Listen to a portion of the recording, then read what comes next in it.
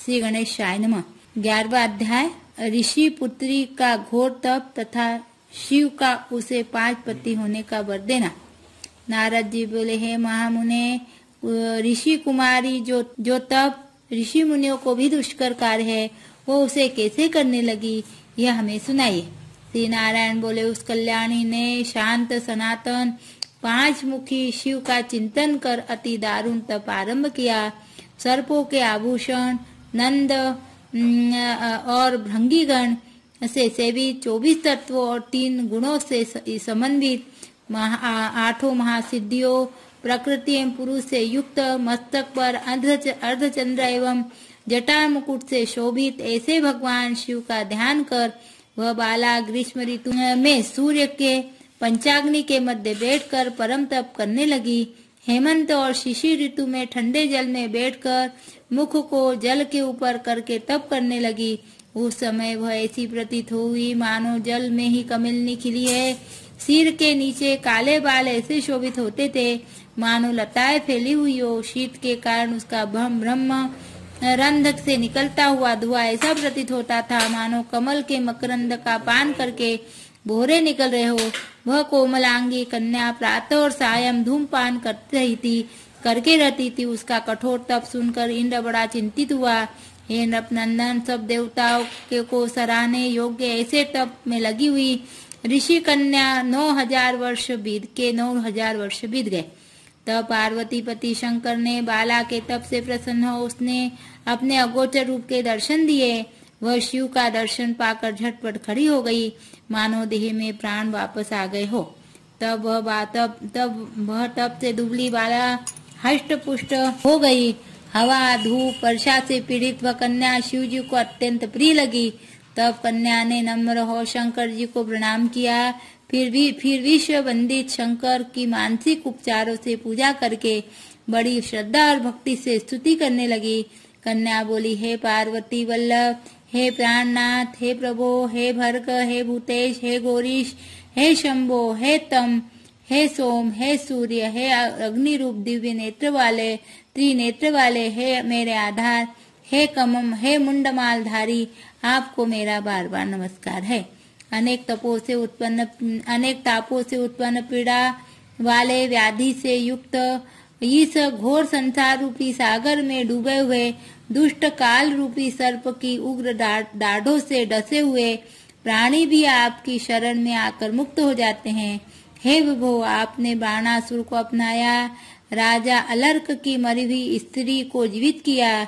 हे दयानाथ, हे भूतेश्वर, हे चंडीश्वर, हे भवतान, हे मृत्युंजय, हे प्राणनाथ, हे दक्ष यज्ञ के विध्वंसक, हे शत्रुओं के नाशक, अपने भक्तों के जन्म मरण रूपी बंधन के नाशक, हे आवागमन को मिटाने वाले, हे सृष्टिकर्ता, हे प्राणपति, हे पापहारी, आपको बार बार मेरा नमस्कार है। श्री कृष्ण बोले, हे युधिष्ठिर, मेघावी ऋषि की तपस्विनी पुत्री मन और वाणी से शिव जी की स्तुति कर शांत हो गई। ऋषि पुत्री के महाप्रलय तप से युक्त उसकी स्तुति को सुनकर शिव जी बड़े प्रसन्न हुए और प्रसन्न मन से बोले, हे तपस्विनी, हे महाभागे, तेरा कल्याण हो। मन इच्छित वर मांग, मैं तुझ पर बहुत प्रसन्न हूँ, चिंता मत कर। हे राजन, महा आनंद में मग्न हुई कुमारी प्रसन्न हुए। शिव के ऐसे वचन सुनकर बोली, हे दीनानाथ, हे दया सिंधु, यदि आप मेरे ऊपर प्रसन्न हैं तो मुझे मन इच्छित पति दीजिए। हे प्रभु, देर मत करो। हे महादेव, मुझे पति दो, श्रेष्ठ पति दो, मैं पति मांगती हूँ, इसके अतिरिक्त और कुछ भी नहीं चाहती। ऐसा कहकर वह चुप हो गई। महादेव जी यह सुनकर मुनि कन्या से बोले, हे मुनि कन्या, तूने जो कहा है वही होगा। तूने 5 बार पति पति कहकर वर मांगा है, इसलिए हे सुंदरी, तेरे 5 पति होंगे और वे सब शूरवीर, धर्मवेत्ता, साधु, सत्यवादी, पराक्रमी, जवान, अपने गुणों से विख्यात, सत्य प्रतिज्ञ, जितेंद्रिय, तुझे सब सुख देने वाले और सभी गुणवान राजकुल उत्पन्न होंगे।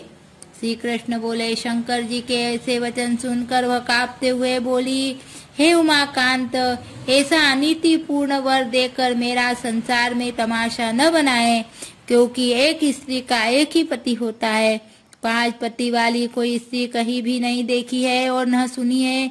हाँ, यह संभव है कि एक पुरुष की 5 स्त्रियां हो सकती है।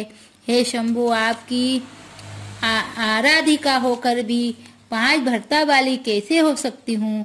हे कृपानिधे, ऐसा कहना आपको शोभा नहीं देता। मैं आपकी हूँ, अतः आपको ही लज्जा आनी चाहिए।